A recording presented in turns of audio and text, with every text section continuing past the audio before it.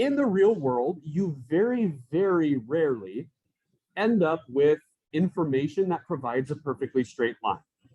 That's a very rare occurrence. But what does happen pretty often is that you'll be able to see a pattern with information, even if it's not a perfectly straight lined up pattern on a graph. So a scatter plot, which I'm sure you've all done before in either a math or a science or both classes, a scatter plot shows, so let's write this down, it shows the relationship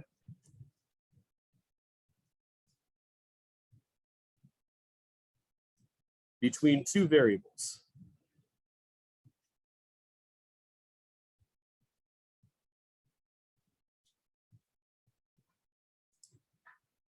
It shows the relationship between two variables. And there are three main types of relationships when you have a scatter plot.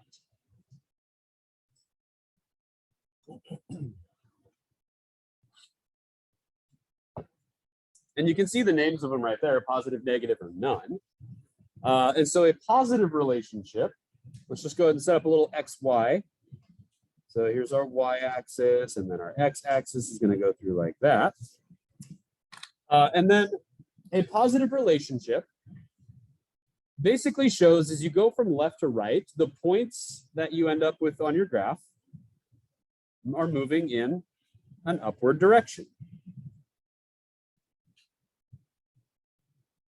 And you can see they're not all perfectly in a straight line, but you could draw a line through them that represents that increase pretty well. So that's what we would call a positive relationship, or you might have heard this before, a positive correlation. And a negative is just the opposite of that. So the negative relationship, got your Y value, or your Y-axis and your X-axis. And these ones are moving in a downward direction from left to right. And sometimes they'll be nice and closely grouped together like this. Sometimes they're not going to be as closely grouped together, but you can still kind of pick out a pattern if they're going in an upward positive direction or downward negative direction.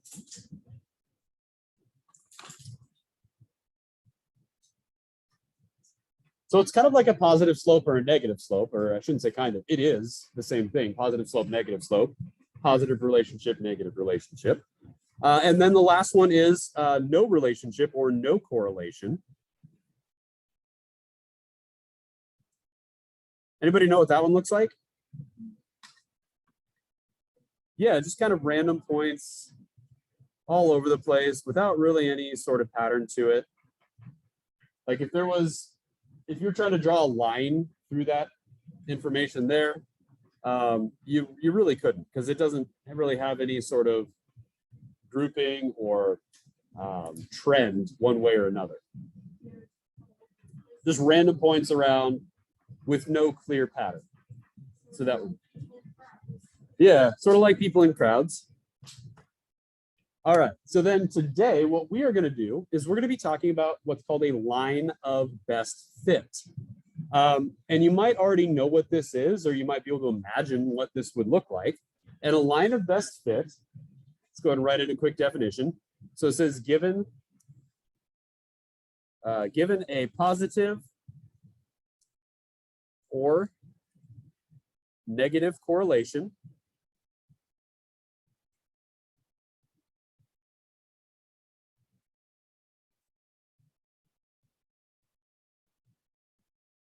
positive or negative correlation or positive or negative relationship, it's possible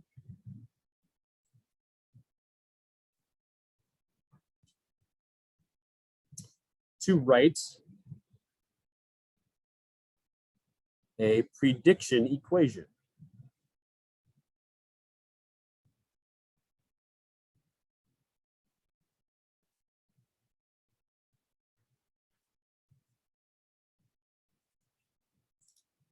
So given a positive or negative correlation, it's possible to write a prediction equation.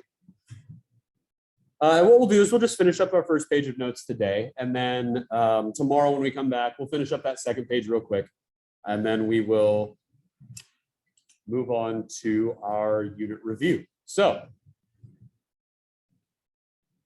here's our first main example. It says the data in the graph below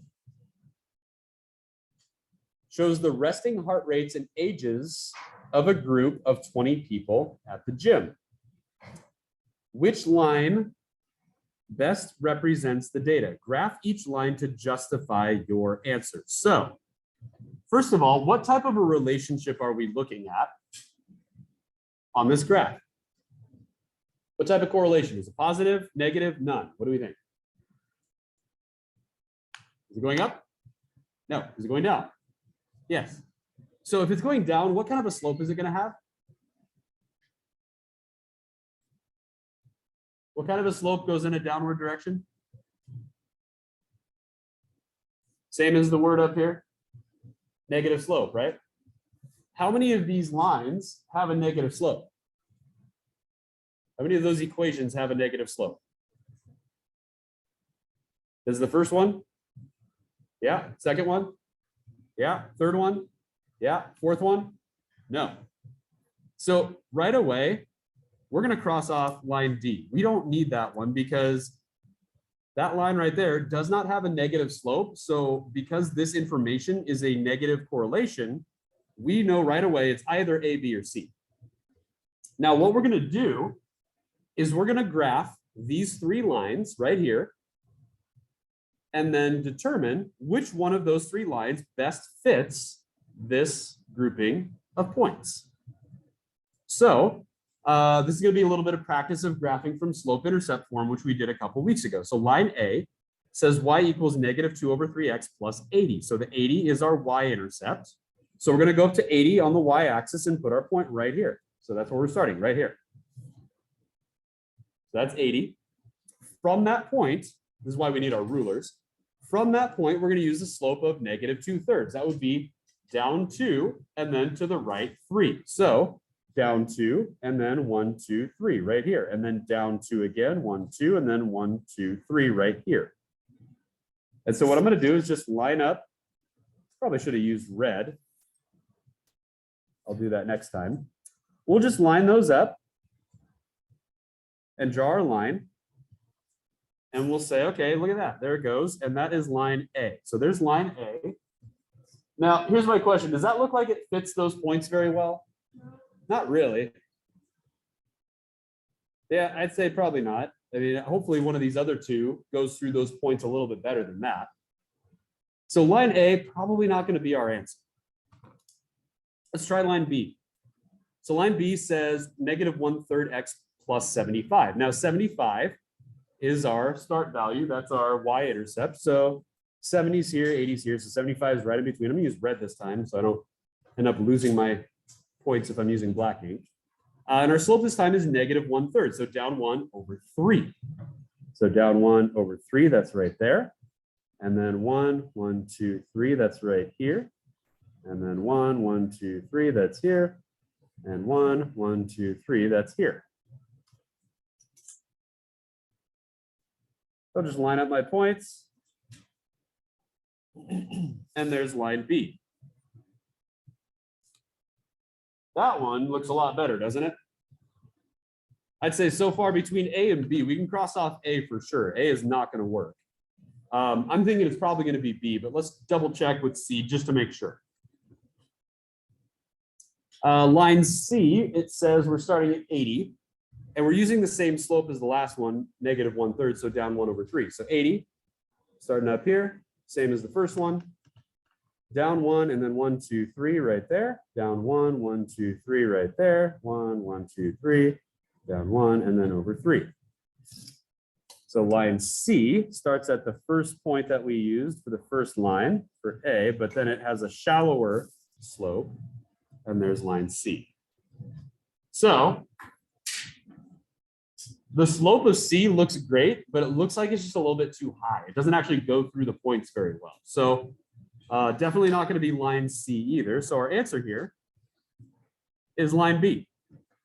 So the line that best fits the data points, the line of best fit, is going to be line B because that's the one that went through the points the best. And so that's all we're doing for this lesson today. All you have to do is graph the lines to figure out which one best fits. Now, you don't even have to graph all of them. Are there any questions before we take a look at example 1 at the bottom of the page?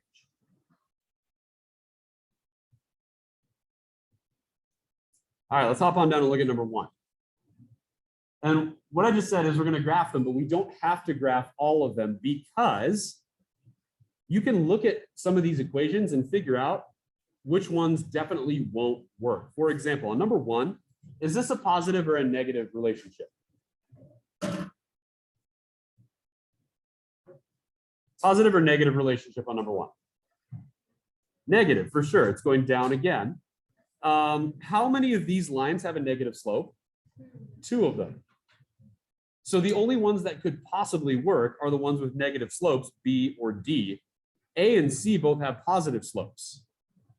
Positive 3/5, positive 5/3. So those are gone right away. A and C cannot work. We can get rid of those right away. So then from there, we're just going to test these 2 right here, B or D. So for line B, we've got a y-intercept of -2, which is where this point already is on the graph, that one right here. And then we're going to go down 3 and over 5. So 1, 2, 3, and then 1, 2, 3, 4, 5. Now already I can tell that this one is not going to work. Because this point way over here is the next point. That doesn't really fit with this line here. So I'm thinking it's probably going to be line D. You don't actually have to draw every line through here. If you get another point that just doesn't seem to fit, you're probably right. So let's check out line D. Same y-intercept, different slope, -5/3. So let's see, 1, 2, 3, 4. I can't go down 5. But what I can do is I can reverse both directions of my slope like we've done before. I can go up 5 and I can go left 3. So if I go up 5, 1, 2, 3, 4, 5, and left 3, 1, 2, 3, there's this point here. And I can draw that line.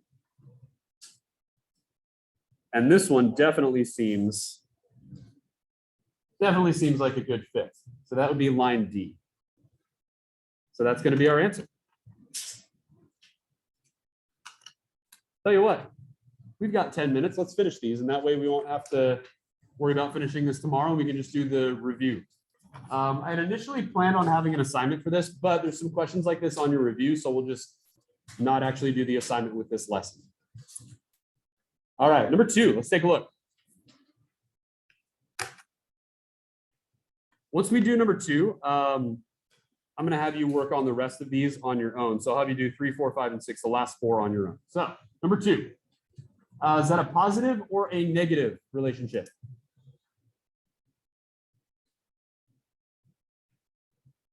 Positive or negative relationship on number 2? Positive. All right. So that means we need a positive slope. How many of them have a positive slope? 2. So that means that C is out because that's a slope of -2. D is out because that's a slope of -1/2. We have to have a positive slope here. We're starting, let's see, let's try A. Y equals 2x plus 3. So we're starting at 3 on the y-axis, which is here. There's already a point there. And then we're using a slope of 2, which is, just as a reminder, whole number slopes always have a denominator of 1. So that would be up 2 over 1. Up 2 over 1, right there. And then I'm just going to reverse that a couple times, down 2 over 1, and down 2 over 1. All right, I'm going to draw a line through those points right there. And if we take a look, does that look like it fits pretty well on number 2? Definitely does, yeah. So A, that's our answer right there. If you get a line, if the first one you do goes through the points really, really well, that's going to be your answer. All right, so number 2, answer's A. So what I would like you to do, let's say just a few minutes here to work on 3, 4, 5, and 6. First thing you should look for, what type of a relationship is it? If it's positive, only use positive slopes. If it's negative, only use negative slopes. Cross off the ones that aren't going to work with it, and then test the ones that are either positive or negative that fit, and then find the line that actually goes through the points. So take a couple minutes and we'll check back in.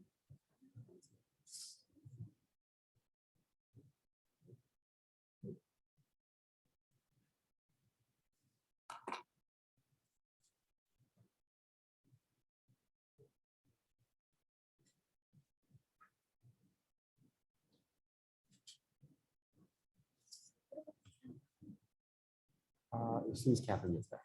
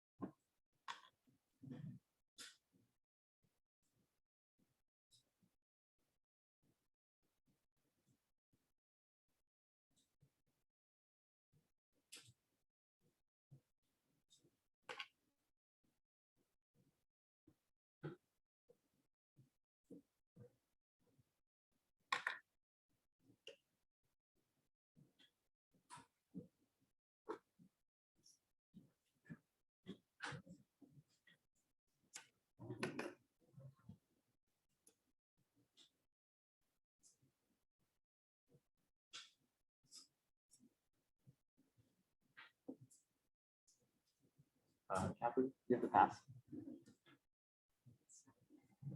Oh, okay.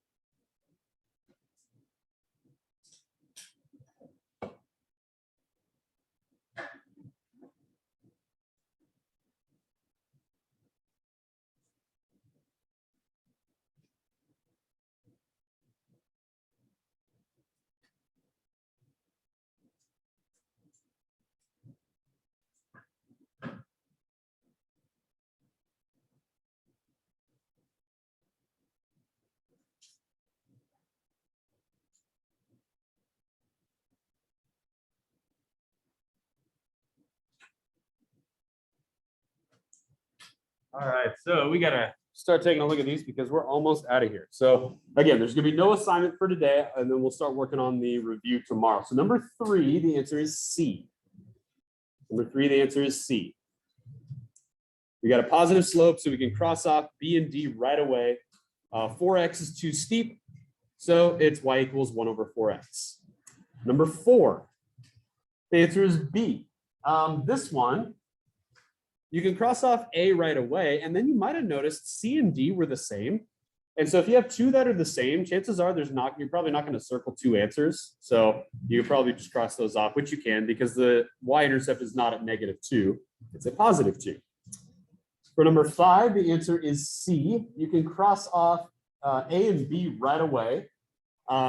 D is too steep of a line. -3/4 works really well for the slope on that one. And then number 6, that one I think was probably the trickiest one because those are in standard form. So we actually don't know the slope of those lines.